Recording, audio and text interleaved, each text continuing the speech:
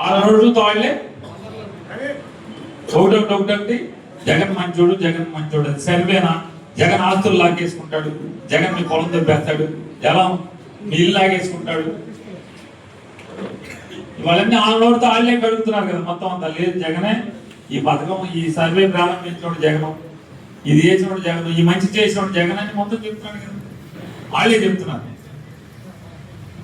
వాళ్ళు చెప్పకుండా ఉన్నాయి, మనం చెప్పాల్సినటువంటి అవసరం ఉంది ప్రజలకు. కాబట్టి ఈ బాధ్యత తీసుకోమని చెప్పాను.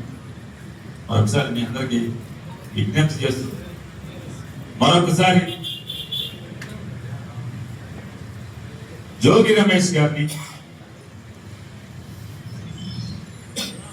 దాదాపుగా 3-4 మాసాల పాటు జైల్లో పెట్టగలిగాం. జైల్లో పెట్టి ఏం చేయగలిగాం? నారా చంద్రబాబు నాయుడు గారు లేదా వాళ్ళ అబ్బాయి లోకేష్ గారు మీరు ఏం చేయగలిగారు? జోగి రమేష్ గారిని జగన్కి దూరం చేయగలిగావా? జోగి రమేష్ గారిని భయపెట్టి రాజకీయాల నుంచి విరమించి ఈ రాష్ట్రం వదిలి వెళ్ళిపోయారా? లేదా జోగి రమేష్ పిలిస్తే కార్యకర్తలు దొరకకుండా చేయగలిగావా? ఏం సాధించావా అంటే నారా చంద్రబాబు నాయుడు లోకేష్ కలిసి జోగి రమేష్ మా ఇంటి మీదకి వచ్చి నన్ను క్షమాపణ చెప్పమని అడుగుతాడా అని చెప్పి తప్పుడు కేసు పెట్టి మీరు 3 మాసాలు 4 మాసాలు లోపల వేయడం వల్ల ఏమైంది అంటే మైలవరం నియోజకవర్గంలో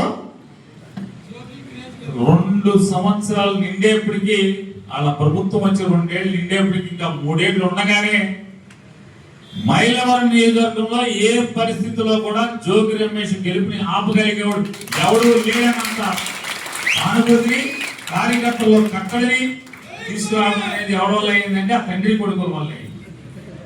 లేదా 4 రోజులు ఆంచ్యం పట్టేది, 1 సంవత్సరం ఆంచ్యం పట్టేదేమో ఈ ఊపు రావటాయి. కాబట్టి నువ్వు అందుకే జోగి రమేష్ గారు కూడా బయట చెప్పాడు, ఏమయ్యా మీ ఇంటికి కరకట్ట మీదకి వచ్చానని చెప్పి నన్ను తప్పుడు కేసు పెట్టి లోపలేశారు కదా. ఒకసారి కాదు, ఇంకో 2సారి 3సారి వస్తా, నువ్వేం చేసుకుంటావు, ఎన్నిసార్లు వేసుకుంటావు, లోపల వేసుకోమని చెప్తాను.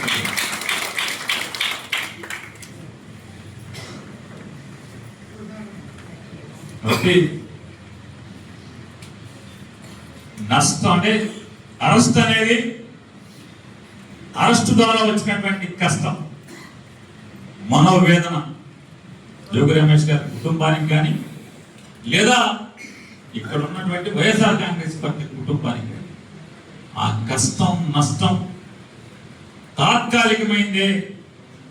తాత్కాలికమైందే.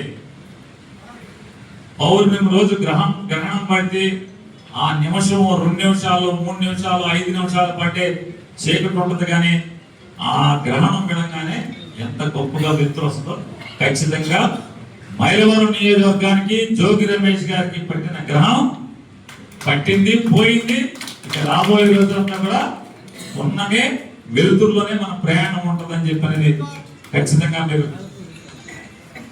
ఆ నమ్మకంతోనే మీరు ఉండాలని చెప్తూ ఇకపోతే